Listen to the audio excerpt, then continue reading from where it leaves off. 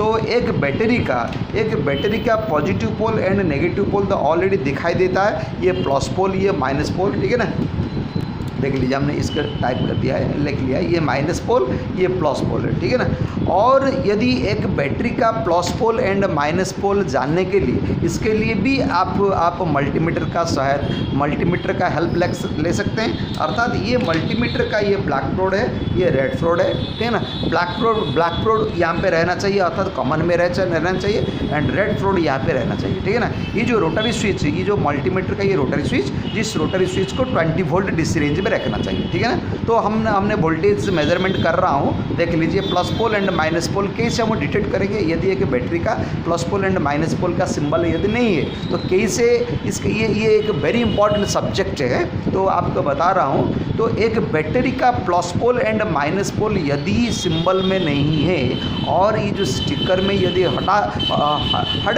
हट गया और डिलेड हो गया और दिखाई नहीं दे रहा है, तो कैसे हम एक्चुअली देख लीजिए, एक्चुअली हम एक उड़ीसा से क्लास कर रहा हूँ, तो निश्चित रूप से आपको उड़िया का तो हम तो बहुत परफेक्ट है, किंतु हिंदी में बोलने से थोड़ा सा दिक्कत हो रहा है और अटक जाता है बोलने से, तो कोई प्रॉब्लम नहीं, आप माफ़ कीजिए, तो आपको एडजस्ट कर लीजिए, ठीक है ना।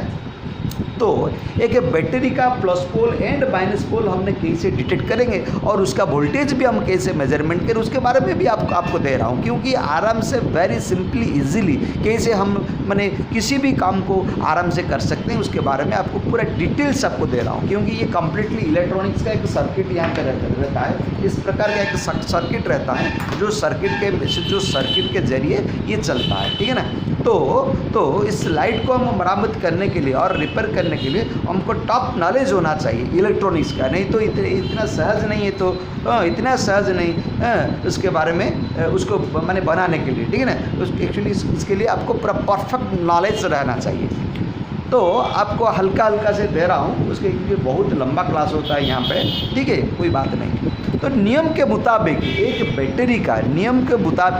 एक बैटरी का पॉजिटिव वोल्टेज, अर्थात हमने रखा है, कहाँ पे रखा है, एक डिजिटल मल्टीमीटर कनेक्ट किया, इस डिजिटल मल्टीमीटर का ये है रोटरी स्विच, ठीक है ना।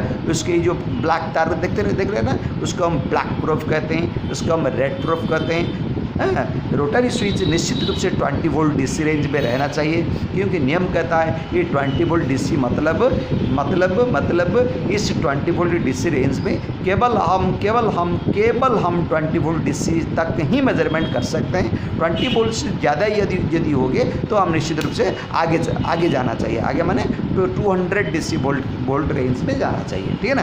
अर्थात ठीक है, हमने तो एक्चुअली मोबाइल का बैटरी का वोल्टेज वैल्यू सर्वाधिक 3.8 रहना चाहिए। तो नियम के मुताबिक इस ब्लैक प्रूफ के जरिए नेगेटिव वोल्टेज डिजिटल मल्टीमीटर के भीतर जाना चाहिए और इस रेड प्रूफ के जरिए पॉजिटिव वोल्टेज मल्टीमीटर के भीतर जाना चाहिए।